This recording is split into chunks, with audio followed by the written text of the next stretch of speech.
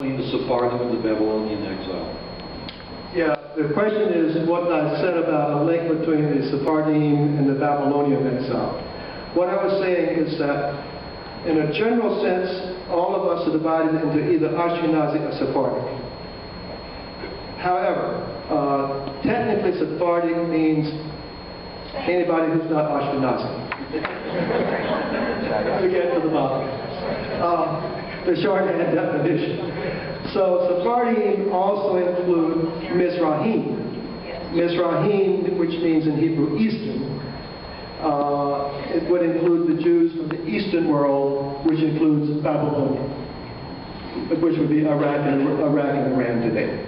So, of course, the Jewish communities in Iraq and Iran go back over 2,500 years to the first exile, 586 BCE. And so, most of those Jews, if any of you happen to be at Beth Am last week when they had a movie on the Jews of Iran, ironically, my graduate assistant is a Muslim from Iran, and my undergraduate assistant, by my choice, is my friend who's a Muslim from Gaza. But that movie last week showed it's interesting, when you get away from the Middle East and you talk to Sephardim, recognizing that our ancestors were living with Muslims when the Ashkenazi ancestors were living with Christians, it's a whole different world perspective. And if you can detach yourself from what's currently going on between Israel and Palestine, it's interesting how, and it was shown in this movie last week on Iranian Jews, they frequently talked about Muslim friends, and it was just typical, it was common. The same thing you might talk about your Christian friends today. They talk about their Muslim friends back in Iran, because that's been the tie. And so all of these Sephardim lived in Muslim countries, basically, whether it was Spain and Portugal, or whether it was North Africa, or whether it was the Ottoman Empire, Turkey. And then, of course, today, Iraq and Iran, even though, of course, the Jews were living in Iraq and Iran long before the Prophet Muhammad started the message of Islam.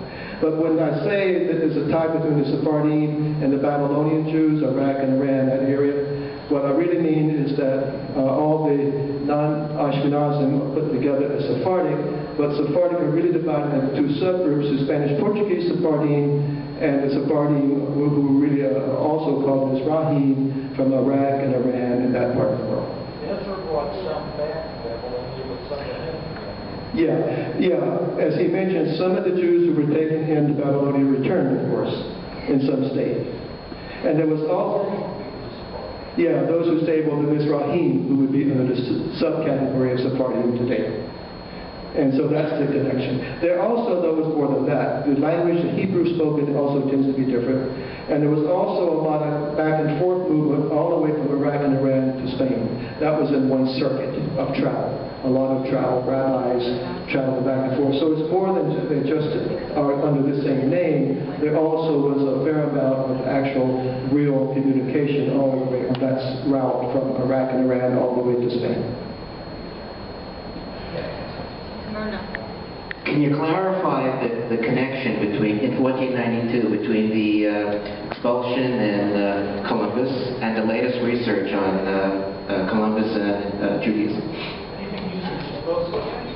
Yeah, I spoke to somebody approximately 2 years ago on the Jewish ancestry of Spain.